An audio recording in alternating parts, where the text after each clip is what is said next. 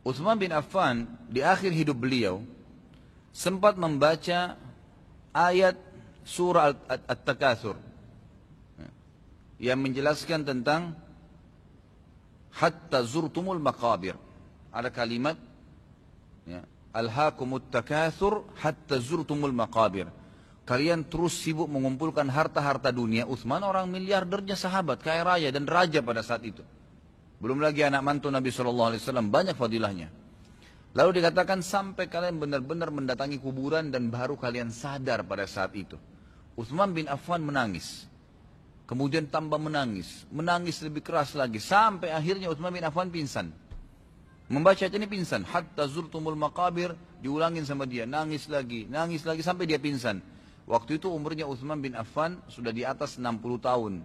Ya, mungkin sekitar 65 tahunan, ya 65 tahunan, karena memang beliau meninggal di sekitar umur-umur itu 65 atau 67. Jadi di sini Utsman bin Affan radhiyallahu anhu sempat ya pingsan. Istrinya pun datang, anak-anaknya datang mendekati dan mereka ketakutan jangan sampai Utsman sudah meninggal. Dia seorang khalifah raja pada saat itu dan lagi mengaji, gitu kan. Maka dipanggillah sahabat-sahabat yang masih hidup, tolong lihat Utsman. Maka pun datang mereka bangunkan Utsman, tidak bisa bangun.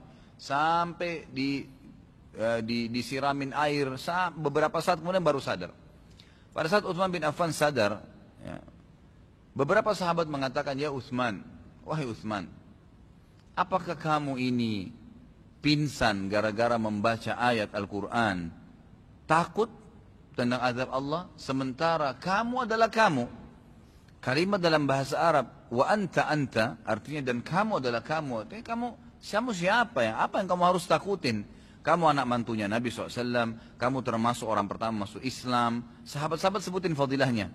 Kamu termasuk orang yang membiayai pasukan Ushrah. Ya. Pada saat pasukan ada berangkat ke Tabuk dan Nabi SAW menjamin bagimu surga.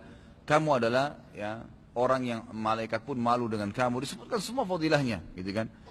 Lalu Utsman bin Affan setelah mendengarkan fadilah-fadilah itu mengatakan, apa yang kalian bahasakan benar, yang kalian sampaikan semua benar.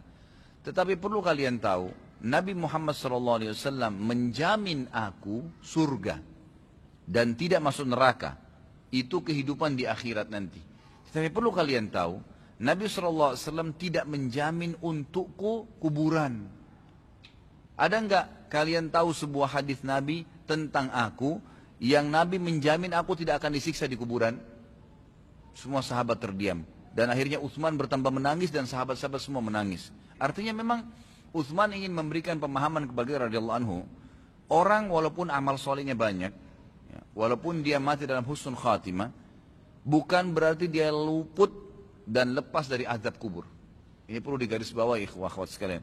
Jadi orang harus hati-hati, dan dengan memahami masalah ini kita lebih hati-hati dengan dosa, dan kita akan mengamalkan sabda Nabi SAW, aku selalu setiap hari bertaubat dan beristighfar kepada Allah 70 sampai 100 kali.